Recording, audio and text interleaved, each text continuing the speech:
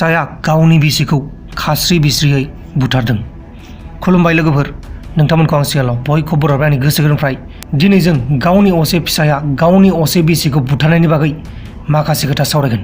थांनाय 14 मे खालार खालि मोनानि 11:30 रिंगासोआव बाक्सा डिस्ट्रिक्टनि सिङाव थानाय भुटान बर्डार खाथियाव थानाय निकासि दारागाव ओनसोलनि सान्तिपुर गामिनि लेबेन रामसारिया गावनि बिसिखौ एबा गावनि असे बिसिखौ बुथारदों।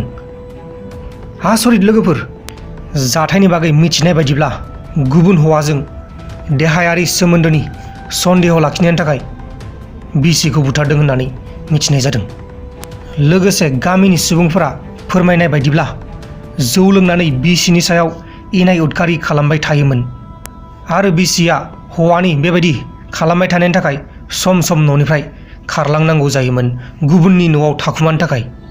पुलिसफोरा गोख्रों संदाननानै माखासे खास्रि बिस्रि जाथाया सोराङाव फैदों।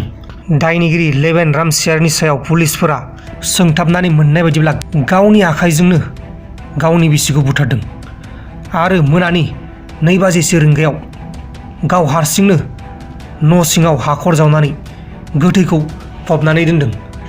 नाथाय 7 दिननि उनावसो गामिनि रायजो राजाफोरा बिसिखौ बुथारनायनि बागै मिथिनो मोन्दों।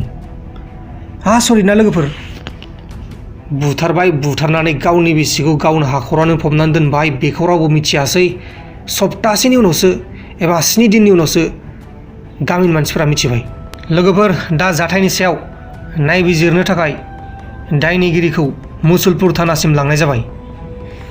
बे लेबेन रामसारिखौ मुसलपुर थानायाव लांबाय माखासे खोथा मिथिनो थाखाय, गावनि बिसिखौ मानो बुथारखो, बोरै बुथारखो बेनि थाखाय। दा बे जोंनि बर' समाजाव बेबायदि जाथाया जाबायानो थायो। बोसोरसेयाव खनसे नङा खनसे जाबायानो थायो। दाखालि बावैसो आं मोनसे भिडिअ खालामदोंमोन। बे भिडिअनि गेजेरावबो आङो बुंदोंमोन जोंनि बे बर'फोरनि गेजेराव गावनि बिसिखौ बुथारनाय, गावनि फिसालाखौ बुथारनाय बायदिसिना जाथाय जाबाय थायो होननानै। नाथाय आरोबाव गोदानै जालायबाय। जायबा बुथारजादों बे बिसिनि मुङानो जाहैबाय प्रेसि रामसियारि आरो बेहा 2 गथ' गथाय दंमोन, फिसाजो 1 आरो फिसाला 2। लोगोफोर, आं बे जाथायनि बागै बांद्राय बुंनो थांला। नोंथांमोना बे लेबेन रामसियारनि बागै मा बुंनो सानो? गावनि असे बिसिखौ बुथारनायखौ मा बुंनो सानो? नोंथांमोना नोंथांमोननि साननायखौ कमेन्ट बक्सनि गेजेराव फोरमायहरबानो जाबाय। बेखिनिखौनो बुंनानै दिनैनि बे भिडिअखौ फोजोबनाय जाबाय। आरो लोगोफोर, नोंथांमोना जुदि आं चेनेलाव गोदानब्ला चेनेलखौ साबस्क्राइब खालाम, लोगोसे बेलनि आइकनखौबो सेरनानै गालां।